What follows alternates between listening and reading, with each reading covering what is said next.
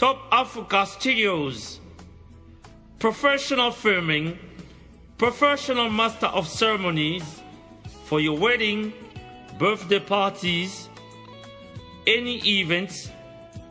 Contact Top Africa TV or Mr. Johnson Quito 0742 45 47 148 or on 07932 35 51 98 or drop an email on johnsonquito@googlemail.com.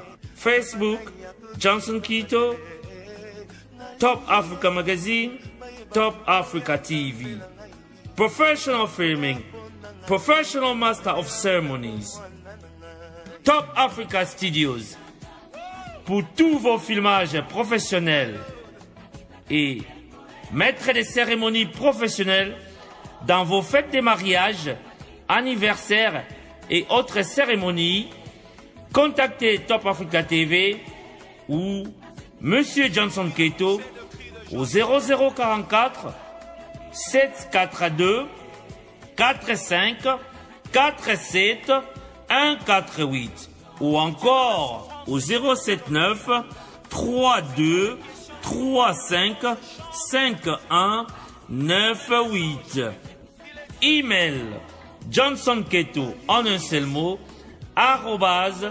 @googlemail.com. Facebook Johnson Quito, Top Africa Magazine, Top Africa TV ou encore visiter notre site www.topafricamagazine.net. Pour tous vos filmages, appelez un professionnel, vous ne serez pas déçus.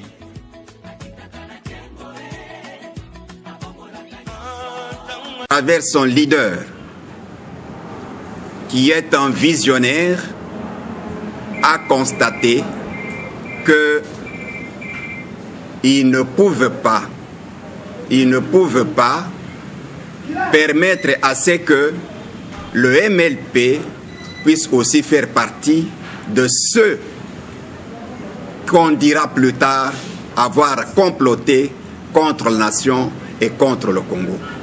Voilà pourquoi, fidèle à ses engagements vis-à-vis de son peuple, le parti, à travers son président, a pris aujourd'hui cette décision qu'il a communiquée à travers lecture faite par le secrétaire général adjoint chargé de l'information, et lequel message va vous être lu en lingala par le secrétaire général adjoint chargé de questions de sécurité. Je vous remercie. Merci. Avant de pouvoir passer la parole. Merci Ndeko.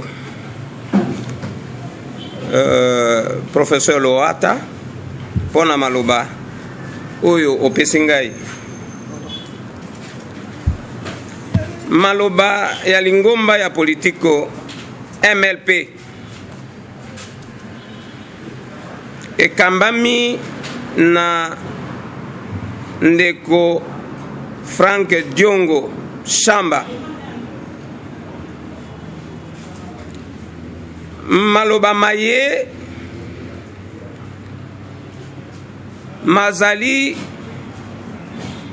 kolobela na bai Congo to ba Congolais nyonso et puis na molongo mobimba pote ayebisa bango polele ete lingomba na ye ya politique na mukuse MLP ebendi nzoto na oyo etali maponomi ya le 23 décembre.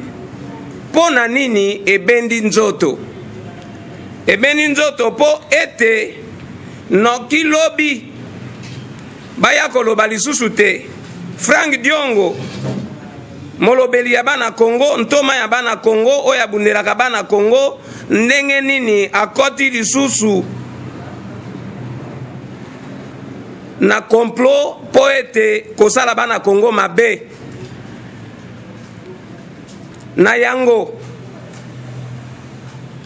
bakonzi na ye to bakambi na ye na lingomba ya politique oyo babiangi yango exécutif national basalaka deja réunion baelevaka deja bazwaka deja mikano ete tolongwa toto pe na nzoto na processus oyo na maponi oyo paske maponomi oyo ezokende na ndenge ya mabe ezokende pona koboma mboka kobomisa bana Congo epuis kosala ete Kabila aumela na bokonzi seko kasi mwana mboka lokola moto ya mayele alingaki nano koloba te alobi totala nano epuis ye moko abetaki lokole abetaki mbela ete na bai politique ba opposition ete bafungola miso mondongolo miso azali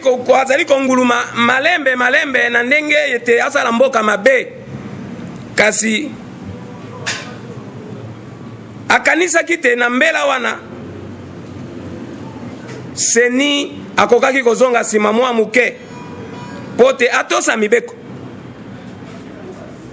mibeko asala maponomi oyo ekobenda kimia na mboka asala maponomi oyo lolenge mibeko ebyangaki yango kasi seni ate matoi mambongi kolandisa manama mibeko ezala kouta na eta monyini pote basala ba election ya mabe pote oyo ekomema bakongole na kati ya libulu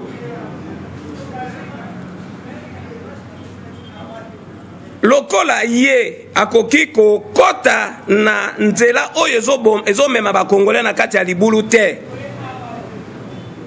yango wana azwi mokano ye na lingomba na ye ya politike te abenda nzoto akoki abenda nzoto na maponomi wana kasi na kobendaka nzoto na maponomi wana atikali bobele lisanga elongo na bandeko ya ensemble atikali obele lisanga atikali obele elongo na bandeko ya lamuka ndenge ndeko professeur Loata auti koloba bomonaki te lobi na aéroport ya Nzili pe awa ba MLP bazalaki ebele mobilisé bakendaki koyamba ndeko Frank Diongo andeko Fayulu candidat oya biso na ba élection kasi na kati ya lisanga parti na parti ezali na oyo babiangaka yango autonomie na katikati ya autonomie wana nde tokangi nano maboko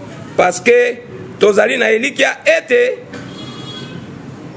maponomi oyo ezomema ndeko Kabila na lingomba na ye babongola buku ya mibeko likondi oyo babiangi constitution po ete ye a se représenter lisusu azwa bamanda mususu pe aye atikala libela ye akoki kozala complice ya makambo ya bongo te yango wana akoki azali na pisoli awa azali koloba maloba maye na télévision po ete bakongole mingi batiaka motema epai na ye batiaka na elikia epai na ye kasi akoki kotrahir bango ata mokolo moko te soki te amonaki ke maponomi ezali malamu kezokende mpo na bolamu ya bakongole alingaki ati na bana na ye moko bazala na kati ya processus atako azali na boloko lokola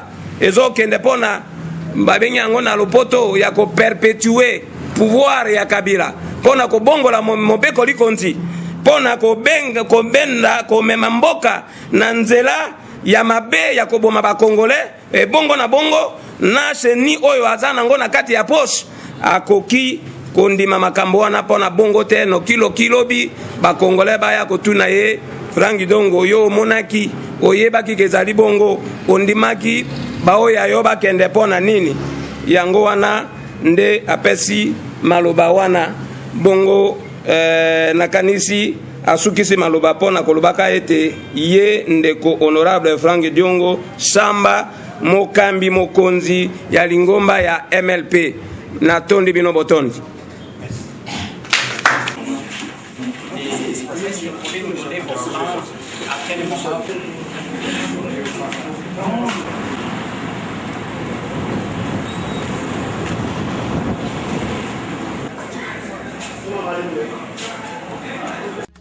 Top Africa Studios. Professional filming, professional master of ceremonies for your wedding, birthday parties, any events. Contact Top Africa TV or Mr. Johnson Quito 0742 45 47 148 or on 07932 35 51 98 or drop an email on johnsonquito@googlemail.com. Facebook Johnson Quito, Top Africa Magazine, Top Africa TV. Professional filming, professional master of ceremonies. Top Africa Studios. Pour tous vos filmages professionnels et maître des cérémonies professionnelles dans vos fêtes de mariage, anniversaires et autres cérémonies, contactez Top Africa TV ou Monsieur Johnson Quito au 0044 742 45 47 148 ou encore au 079 32 35 51 98. Email johnsonquito en un seul mot @googlemail.com.